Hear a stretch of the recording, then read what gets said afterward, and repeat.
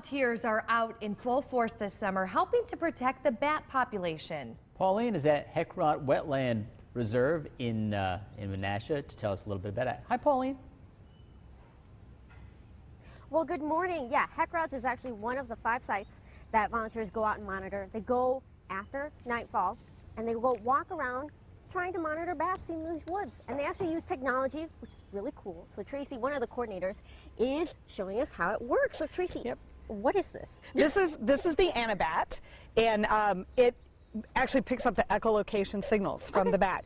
This is the microphone that is picking up the bat signals, so to speak, and converting it into an electronic signal that we're able to actually record, but we can also see on our screen as we go along. Let's turn this around so that the camera can see what's on this side. What's this one? So this is just a PDA, and right now there's really nothing there except when the system is working, it will show us the tracing of the bat signals as they're coming in. Different bats have different frequencies, and so we can actually then record those by pushing this little button right here, and it puts it into a file that then we send to the DNR, and they are able to do. This is the GPS. Everybody these days has a GPS somewhere away, so we use the GPS to tell us where on our trail, on our transect it is, and it's always on a trail at one of the 5 sites that we monitor. So if we're going through the trails here, what would we do if we were out bat monitoring? If you're bat monitoring in a large group and you'd be with our intern, Lindsay, who is there with you,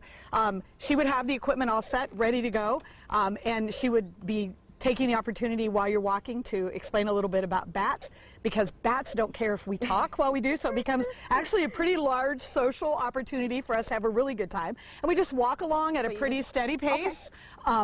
We can't really stop to take a break or anything, but the transects are about an hour in length. They're not very energetic. You have to kind of go along, but you don't have to really run or anything like that. So what would it sound like if you came across a bat? How about we hold that to... I'm going to stand close so that you can hear it through my microphone.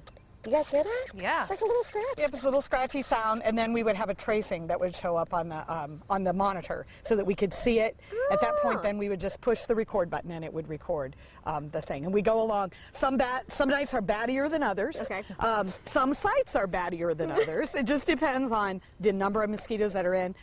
When we have monitored on nights after it's rained during the day, then it's very batty because there's a lot of mosquitoes and other insects out for food and things like that. So interesting. Yes.